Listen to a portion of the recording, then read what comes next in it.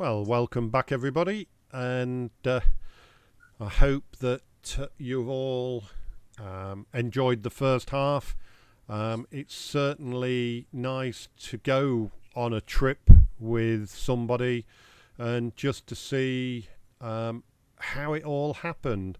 I must admit, that section that Jim showed us through the mountains, the water, the glaciers, etc., etc. I think that was one of my favourites. It was very interesting, and you could sort of imagine the sort of scale of it all just by seeing various bits and bobs in the pictures. So it was very good.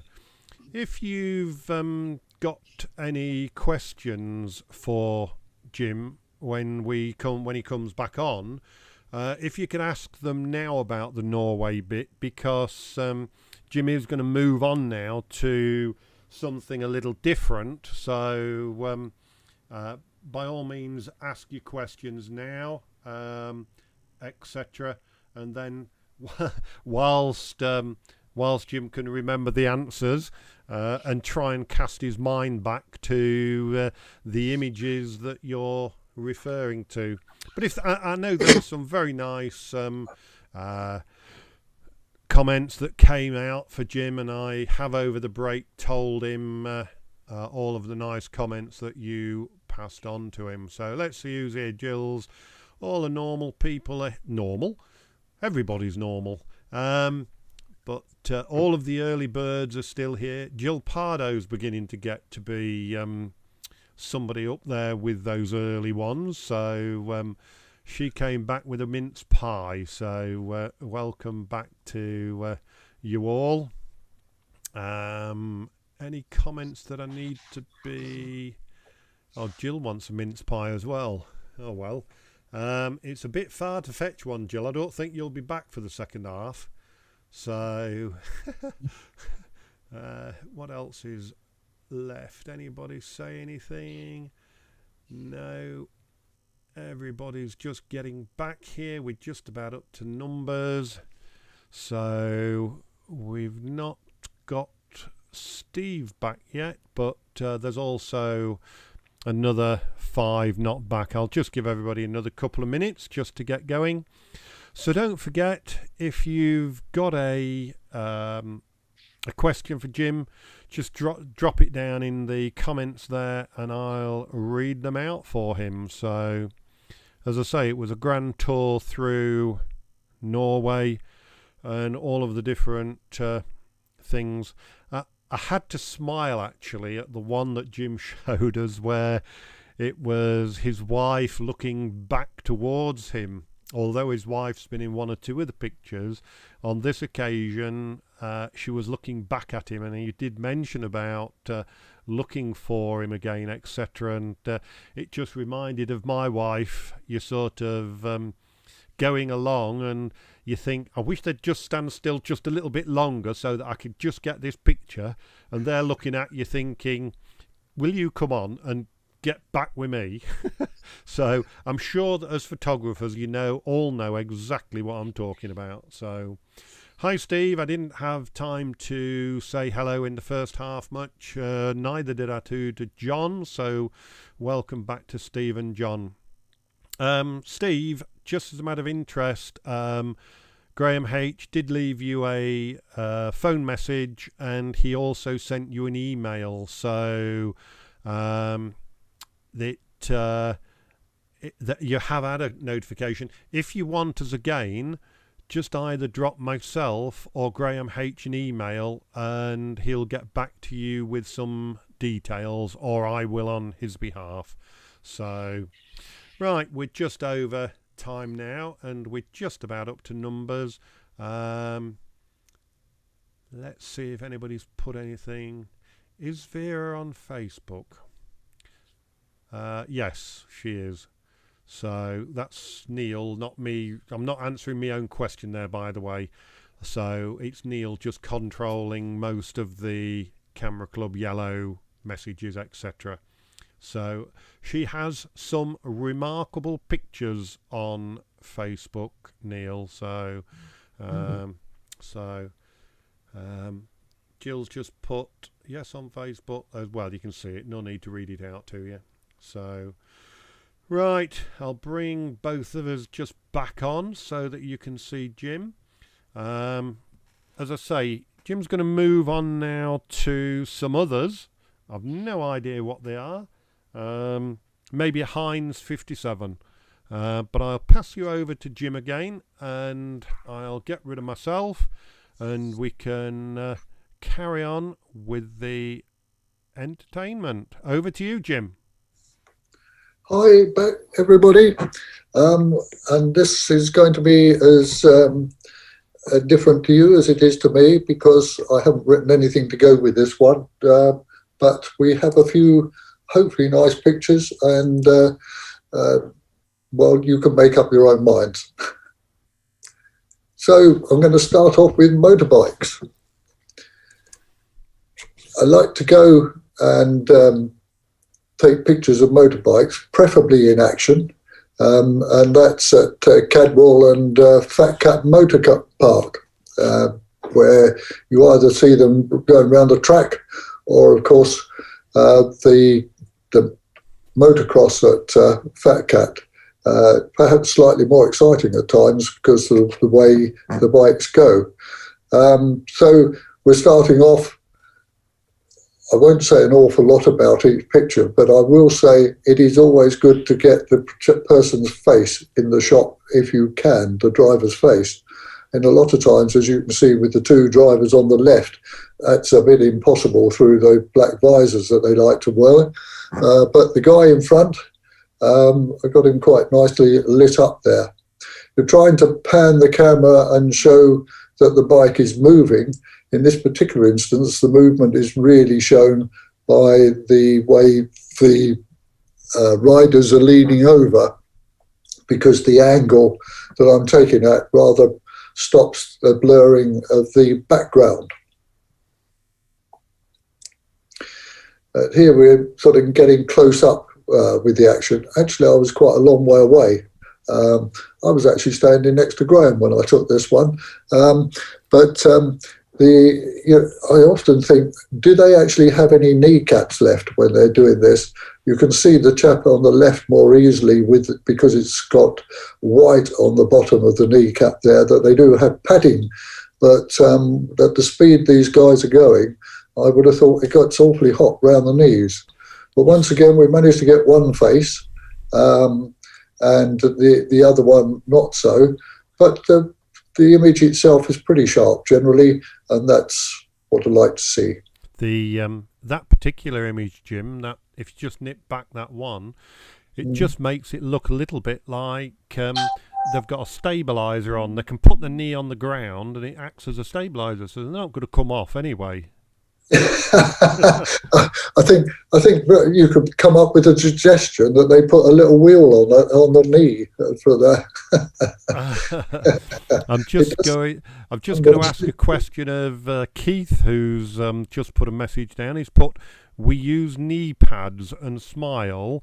Does that mean when you're riding the horse, you use the knee pads then, Keith? Right, on and onwards, Jim. I'll let you go onwards. Right, okay. And this is coming round the close-up when you can get movement in the wheels. It's a question of using working it out as you go along and using a lower shutter speed, but making sure you keep up with the action with your panning, and make sure when you take the shot that you continue to move the camera, otherwise it'll all go wrong. Because you've got to try and get the bike and the rider in focus. And once again, we've got the face. Unfortunately, there's reflections blocking it a little bit, and the bike is pretty sharp. Nice to get a bit of action with two riders competing. We have action in the wheels. That's going up over what they call the mountain in Cadwell. The lighting on this particular day was absolutely terrible for these shots, with being very bright and from the back, and you just can't get rid of it altogether. But in general, it adds a bit of drama to the picture if you can get at least two riders in. Could I just ask you to go back picture to the number 10 one? Oh, it's not the one that I thought it was. Keith has just put, love that image of number 10. And I remember when we was all there that guy who was on number 10, he asked us all if we could get a picture or two of him and gave the club a tenner, if I remember right, or a 20 quid or something like that. And I think there was more pictures of that number 10 rider took that day than anybody's ever had taken. Yes, I think I've got him a bit later on. Oh, right, yeah. I like this one because it's the smaller bike, but he was moving at one heck of a pace. Yeah. As I say, I like the drama that you get when you get two riders actually racing each other.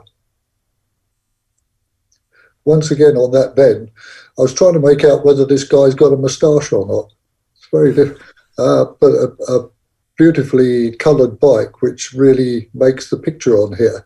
We've got all the movement in the background, we've got movement in the wheels, and I think you'd agree that's reasonably sharp on the bike and on the rider himself. I do love the angles that they get over to. I will to say that I did ride motorbikes for a period of time, but my motorbiking life came to a halt when I went straight over the handlebars at one stage, doing the Superman flying. Unfortunately, the difference between myself and Superman was I hit the deck, and I was fortunate to actually only break my arm and lose a certain amount of skin despite leathers and helmets and all the rest of it. And finished up off work for about a month, which didn't go down terribly well.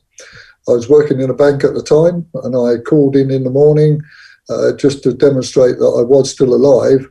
And of course, the hospital had coated me with all this stuff for on the skin.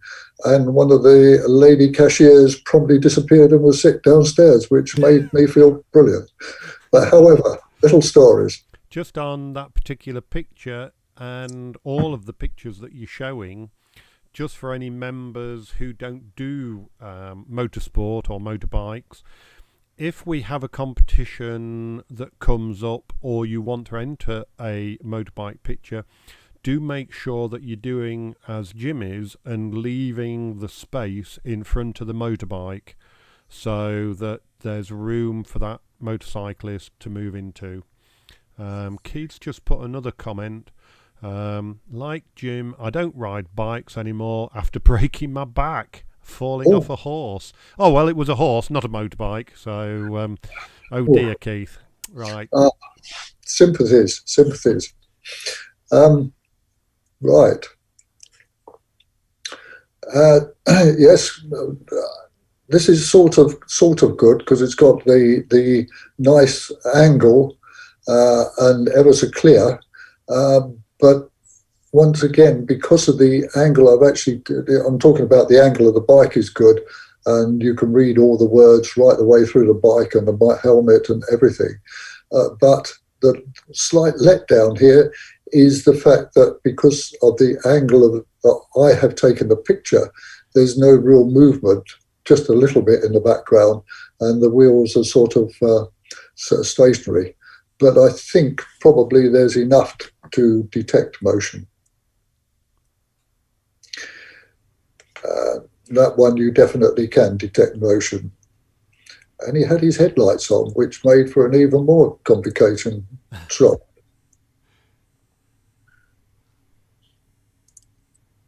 Another one on that corner. I do like that corner. You might have judged that by now. But this guy, I think that's... I would have liked a little more room for him to move into, but otherwise I think that's about perfect because he's as clear as everything in the bike. The wheel, you can just see movement. And just underneath his knee there, you can see movement, just a slight movement at the background, and the concentration look on his face. So really proud of that one. Just something that popped up on the chat there, Jim. Jill's just put, are all of our members into extreme sports and living on the edge? I'm going to answer her myself and say, I'm sorry, Jill, but we're all a bit too old for living on the edge, dear. My personal thing is that I'm into extreme sports and living on the edge, providing I'm doing the photographing and not taking part. Or I think I should say the photography and not taking part. Nice when you can get quite a few riders and you can at least see there's that number 10, by the way. Yeah. Graham. Yeah. That is the number 10. I think. Yes, I thought the guy in front there's testing Providence, isn't he, with having the number 13 on his bike. And this is my favourite of all the pictures that I've taken at Cadwell, for the very reason that won a competition. Although I did take out the little bit of fencing right at the top there for that particular competition. Personally, I quite like it in there because I know the place, but it didn't. You've got, I think that is as clear can be with all the movement. And the only annoying thing about this picture is just before this, I have a picture of him almost upended, but his head was disappearing through the top of the picture because I wasn't expecting to do it. And that would have made a real thing. We don't go to these races hoping that people will fall off or do anything silly. But on the other hand, I've got to admit, there is this part of you that hopes you're there at the time they do it. If you want to see pictures where people are falling off, etc., you look at Martin Chambers' site, and they seem to do it for him. And then they come and ask him if he got the picture. This is a different thing on bikes. This was at the International Bomber Command Centre, Inspire 2019. These bikers raise a lot of money for the Bomber Command Centre. They have these Inspire events, and on this one there were about 600 bikes there. They were hoping this year to get 1,000. And the people concerned were wondering where they were going to put them all. But it's lovely to see all these people doing as bikers should. I think the guy dead centre there, who's got sunglasses on, it looks like it might be a case of cruelty to motorbikes with the size of the stomach. But one shouldn't pass these sort of comments, should you? And this is my favourite shot of that particular day. Naturally, the judge at the time passed a few comments of what should have been. I do agree with him, but I couldn't think how the hell to take the guy furthest over to the left out of it. But I just like the leading line right the way down of both the motorbikes, the trees, and the side of the little roadway there. And that's one hell of a bike in front. And I'm not sure if that's the same guy. I did ask him if he minded me taking his picture with the bike, and he was quite proud to do so, but managed to avoid actually looking at me for long enough for me to get bored and take the picture. So, but Goldwing, they're a super Japanese bike. When you sit on that, you actually have a helmet which has a connection with any passenger you have, so you can talk to each other. It's got a microphone, and you can listen to music and goodness knows what. Not quite what you used to get on the old Triumph Bonneville. No, a very good friend of mine, he was an older gentleman and got to that time of life where he thought, I'll have whatever bike I want. I've always wanted a Honda Goldwing. So he went to the shop, he bought his Honda Goldwing, and they said, would you like any lessons or anything in riding the Honda Goldwing? So he said, oh, no. He said, I've ridden motorbikes for years. And the salesman did mention to him that riding a Honda Goldwing was totally different than riding any other bike. And he did say, well, surely riding a bike like this, it's a motorbike, it's just the same as normal. He said, no, I'll be all right, I'll go steady. So off he goes out the garage, gets to the first roundabout, and he leaned it like he did the original old bike he had, and turned left instead of going straight on. So the moral of the story is always take the advice. Yes, yes. In days gone past, when I was doing some business with a motorbike dealership, and I was having a look around his showroom, and in the way you do when you're trying to get on with the boss, I was making nice comments about the bikes, and they do look a piece. And he just looked at me, he said, you're not thinking of buying one, are you? I guess I was about 50 at the time. And he said, you're not thinking about buying one, are you? I said, well, no, actually. He said, oh, thank God for that. He said, trouble is, he said, people used to ride Bantams and Visa 250s. I thought, how did he know? He said, come in, buy the latest, and they lose it in the first street. He said, because these have just got no comparison at all. I've just looked at this image and thought, that's not coming over, that's coming over a bit fuzzy at the top for some reason.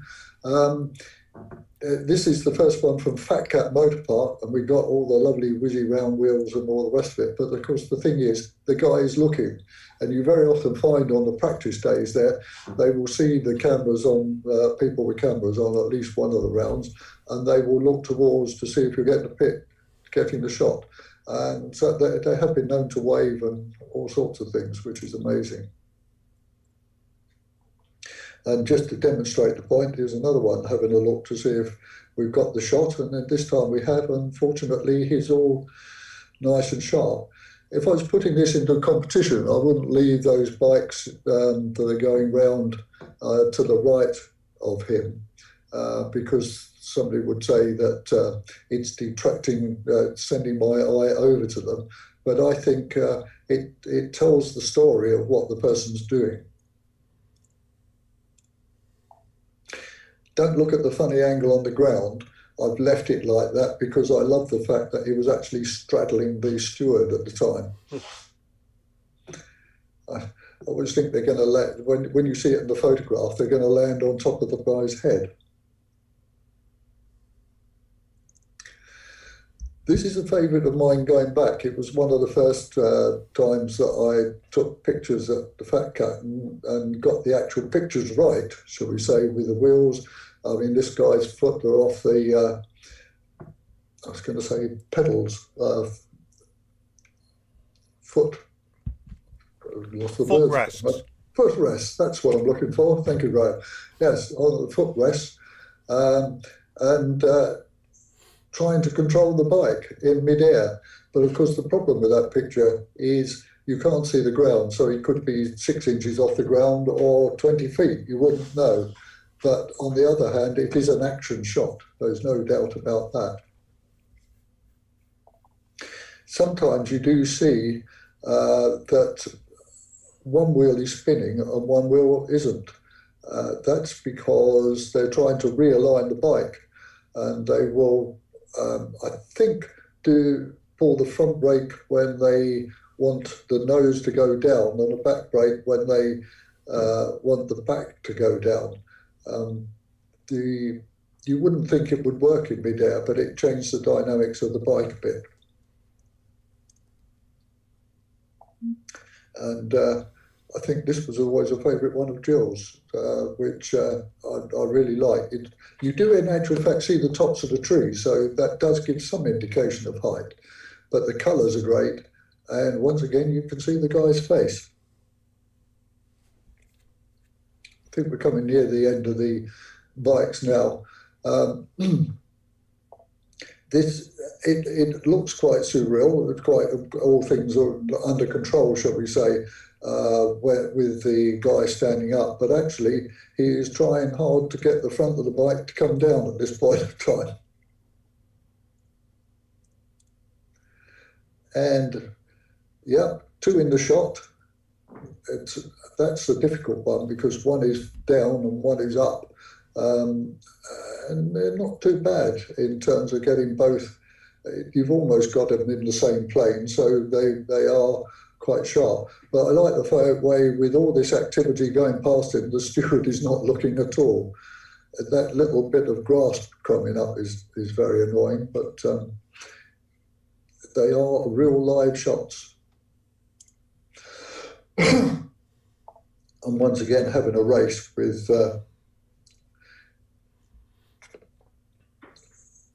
both working out well. And once again, the steward is not looking. Leaning over to the right a bit, so obviously trying to get the bike in a line. We've just about got a little bit of the face in there. Just as an aside there, Jim, if you just go back 2 pictures, just to the one with the steward in it.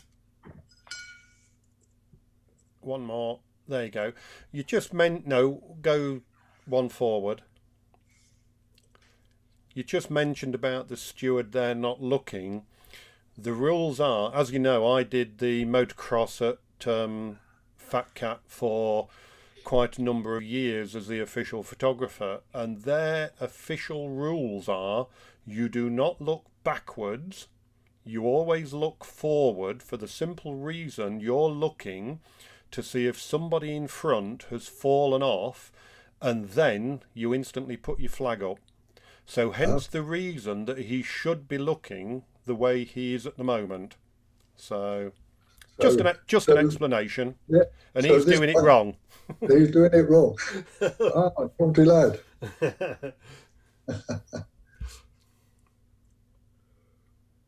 I like that one because of the bright colours, as much as anything. But there's lots of speed going on there.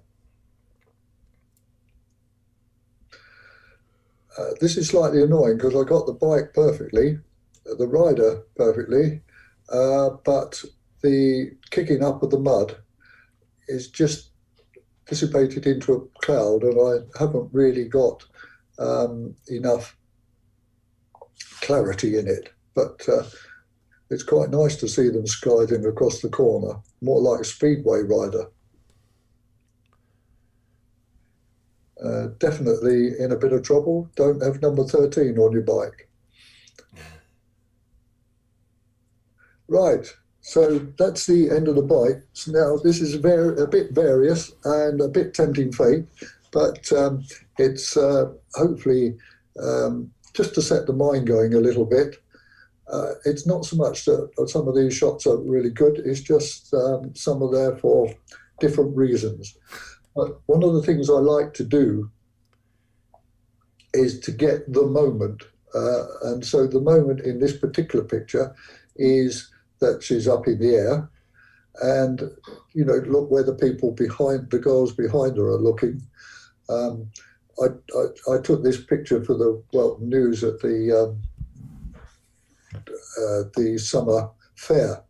And I've got a couple of those, but it is the moment that we're looking for here, and you have to be patient to get just at that moment when there's real action or some sort of look going on. So this one, I mean, we can all do that, can't we? But she's off the ground, the knee is bent, you know, leaping. There's people clapping. It's trying to encompass and tell a story, really, of what's going on. The little lad in the seat there is quite amusing. Oh, the pain and agony of rock and roll.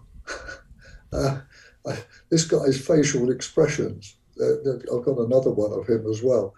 Actually, the group weren't that good, to be honest, but they made a nice row and it was a lovely day. But he seemed to be in absolute agony when he was singing. It all looks quiet and serene, but look at the lady's face on the left, and I've come to the conclusion it is a lady, looking at the watch, etc., and the ring. But because it could be either with all the gear on, but the expression. I was trying to work out what created the need for that, whether not expecting me to take a photograph or expecting me to get out of the way or something.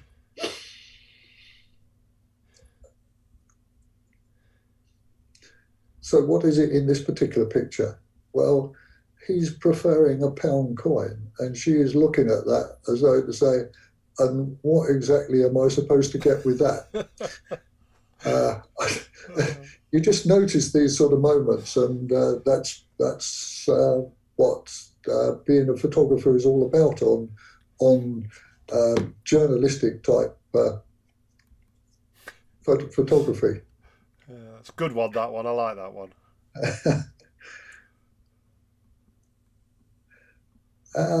Yes. Well, I just thought it's just a case, isn't it? I thought Benny Hill reincarnated. It's just the bowler hat, the look, the mouth, the accordion. And looking at the lady just centre slightly left, is this enjoyable, or are we going through it, or just trying to remember what we're supposed to do next? You've got Doreen just saying she likes these candid shots. Thank you. And the little lad here, he's dreaming, isn't he? He's taking that Massey Ferguson down the road. At various times I saw him, looking desperately. I don't know whether he's looking for the key or the gear lever, but he was away in his dreams there. And I can remember doing that as a little lad as well, even all those years ago. So, how do you get all these people to smile and wave at the camera at the right time? You talk to the boss on the right, and they took a lot more notice of him than they did of me, but then they all came round at the right time.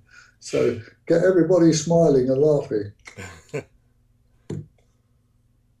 That's at Uncle Henry's, by the way. So I'm not sure whether the guy, you can't see him, but the person preferring the nail there is saying, I think you've forgotten something, or I have remembered the nail. And I'm thinking that if I was this guy, I'd be hoping the horse doesn't suddenly decide to kick. I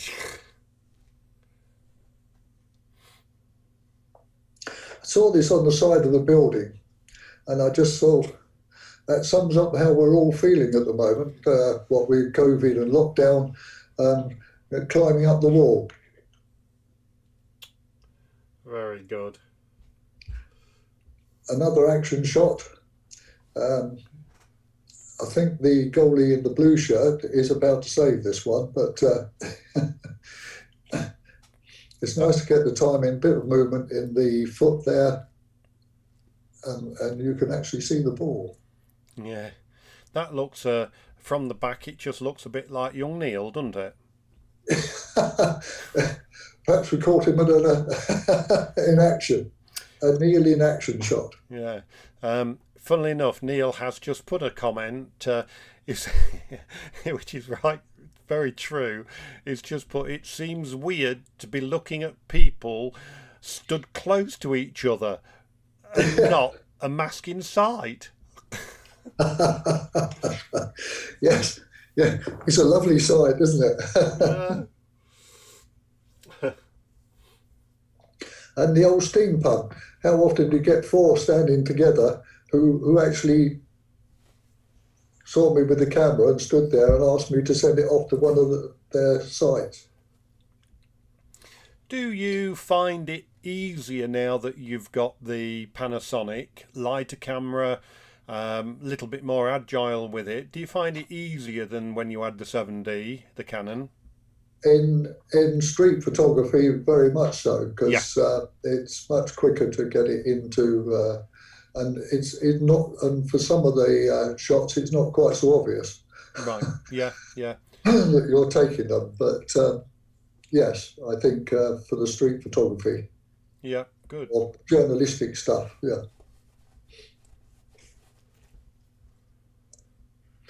I put this shot in because um, whenever I put it in a competition, people always talk quite nicely about it, and it doesn't go any further. But I liked all the faces that you can see, the action, and the it's definitely getting the moment.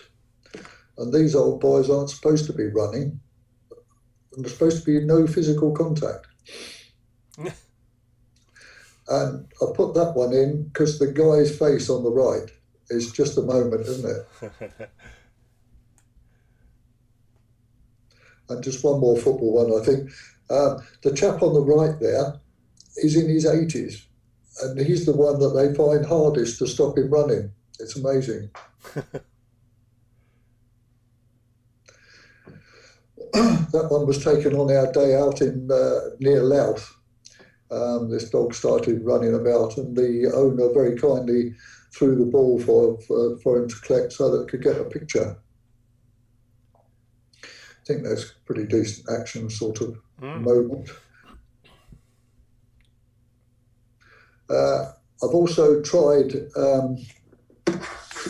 with a fisheye lens recently. I'm having trouble on my computer to get the Photoshop to do the round crop at the moment, so I haven't got very many of these, but they're ideal for certain types of shots, and it just creates a little bit different. It's not an expensive fisheye camera, it was a cheaper one, so I do need to cut a bit off because it's so short that I get my fingers in the shot, would you believe? And actually, if you take one standing up straight, it's such a wide angle that your feet appear in the shot as well. This is unusual because not many people go up there. This is St Mary's Church in Welton, and this is the workings of the clock. And if you're still awake in the crowd there, you will see that the clock face is back to front because it is showing you exactly how the clock face is at the front. It's a wonderful bit of machinery. It has to be wound up every 7 days and it's getting weights into the right place. It's quite a workout. I've never done it, but it's just enough getting up the very old round staircase and then the wooden staircase that looks as though it's seen better days to get up to the back of the clock. So you're sort of almost leaning backwards to try and get things in. Doreen's just saying that she was invited to go up there but chickened out at the top ladder. Yes.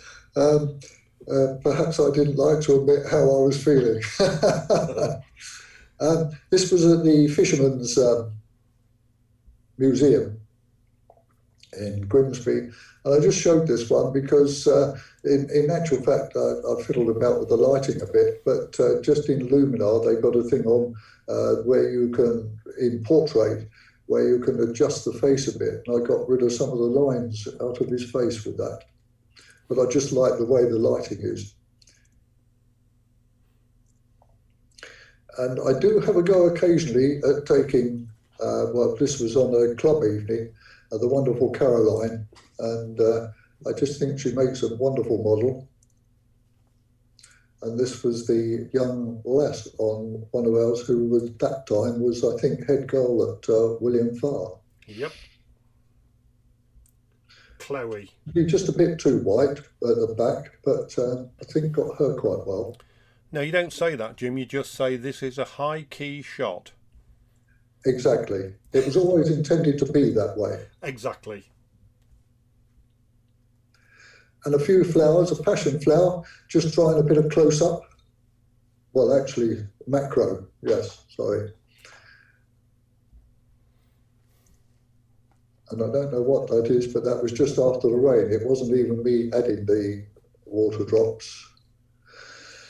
And this is just one where you take a pretty much a rubbish shot, nothing much to do about it. So I started playing about and made it into that. And then I thought, why not go the whole hog, do the full HDR and texture and throw the kitchen sink at it.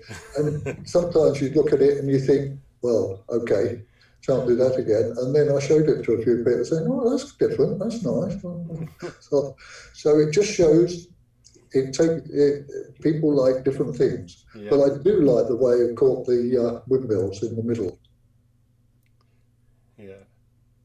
And then you can take these contraption, forgotten where it was, but it's not there now. They've taken them away. But once again, it's a grey, miserable day. There's nothing much to make it outstanding. So change the sky, bring up the colour a little bit, and it's still not a magnificent photo, but it shows it off and makes it into something. Mm.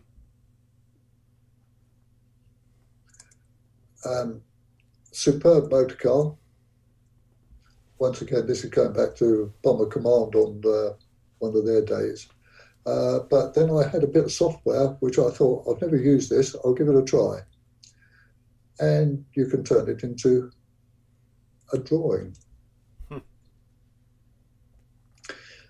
You can take Caroline O's favourite car, the, what do you call it? Mustang. And you can take it like that, or you can make it into the mock-up drawing that they often draw when they start these things off. Caroline will be asking you for a copy of that one.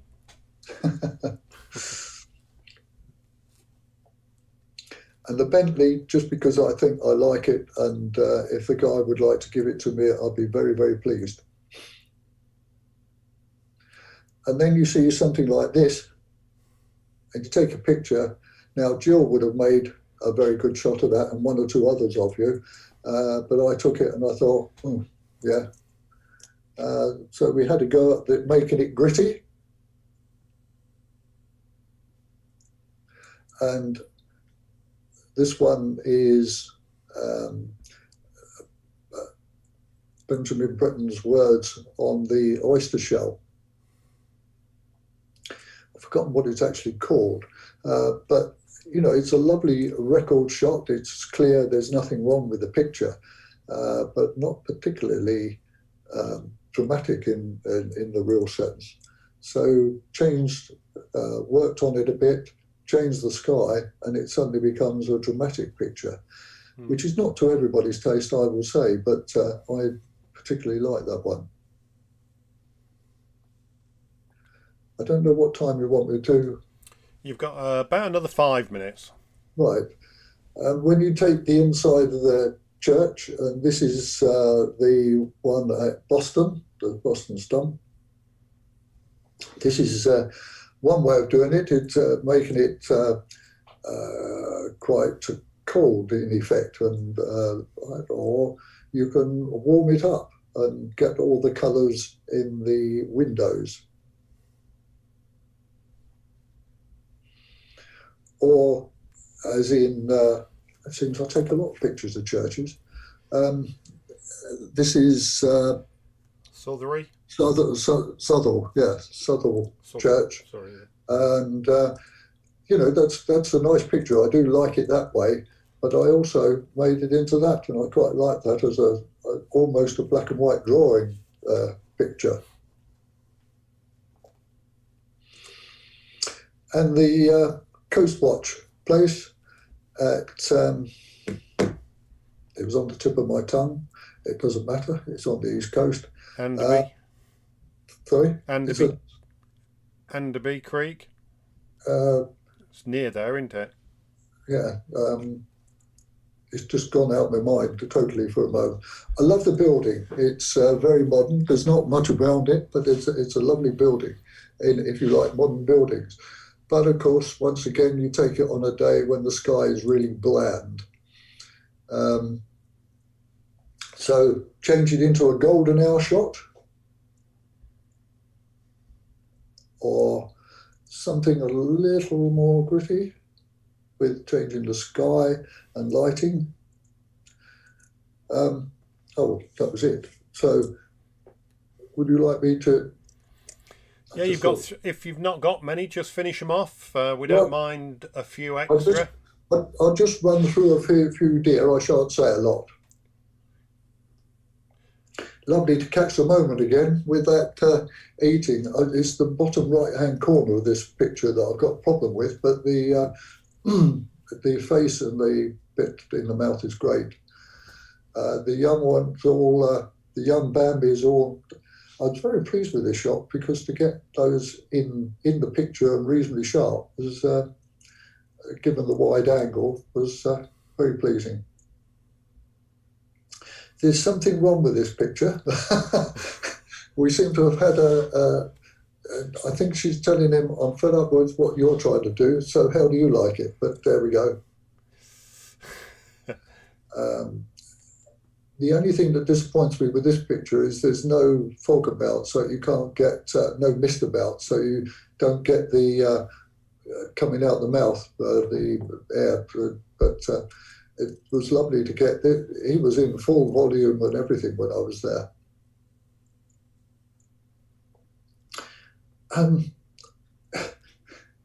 What can you say? It just makes me laugh, that particular picture. The facial expression and the jackdaw looking as well. It's just going back to your point of just catching it at the moment. Yes, yeah. And this one as well, almost. Yeah. And it looks like the jackdaws actually do a clean up on the deer because they don't actually try and get away, and the jackdaws eat all the insects that grapple with them, flies. He's off again, the big man. The chase is on.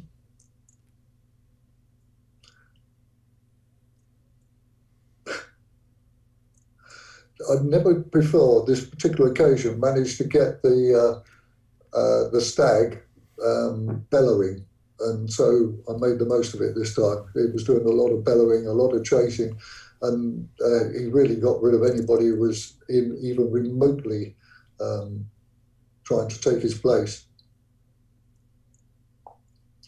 This young stag was actually waiting to cross the pathway, but as there were people walking along, it was obviously nervous of doing so, but he took up a wonderful pose.